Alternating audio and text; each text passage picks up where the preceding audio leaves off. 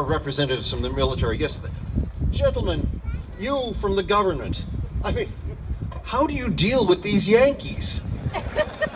They are the most contentious bunch ever on the earth. They speak of tyranny constantly. Tyranny, tyranny, tyranny, tyranny. The king is a tyrant.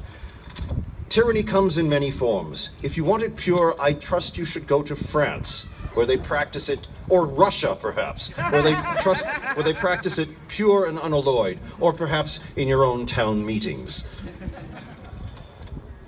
To wit, by the governor of Massachusetts Bay, a proclamation for the encouragement of piety and virtue.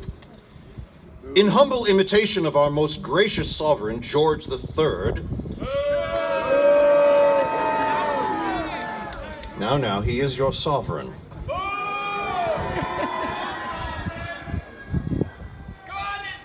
It's a tough crowd.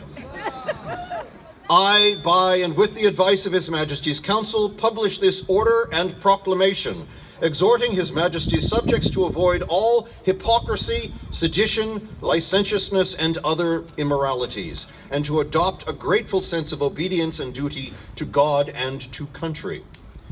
Good people, the infringements being committed upon the sacred rights of the Crown and people of Great Britain are too many to enumerate on one side and are all too atrocious to be palliated on the other.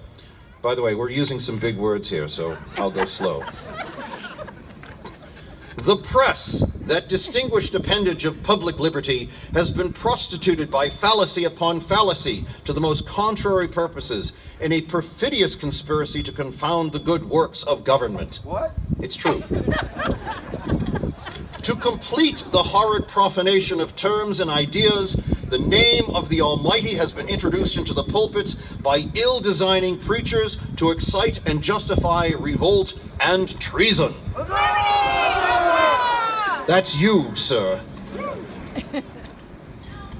I therefore command all judges, justices, and sheriffs to use their utmost endeavors to enforce the laws for promoting religion and virtue and restraining all vice and sedition, and earnestly recommend to all ministers of the gospel, that's you again, sir, that they be vigilant and active in inculcating a due submission to the laws of God and man.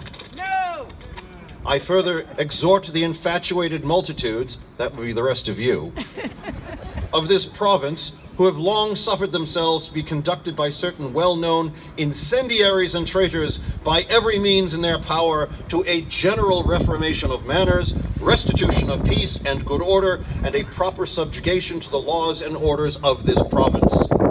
In this exigency, I avail myself to the last effort within the bounds of my duty, to spare the effusion of blood, to offer in His Majesty's name His most gracious pardon to all who shall forthwith lay down their arms, stand distinct and separate from the parricides of the Constitution, and return to the duties of peaceable subjects, accepting only from the benefit of such pardon Samuel Adams and John Hancock, whose offenses are of too flagitious a nature to admit of any other consideration than that of condign punishments.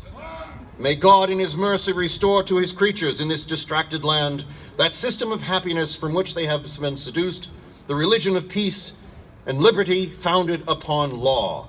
Given this day in Boston, Thomas Gage, by His Excellency's command, Thomas Flucker, Secretary. God save the King!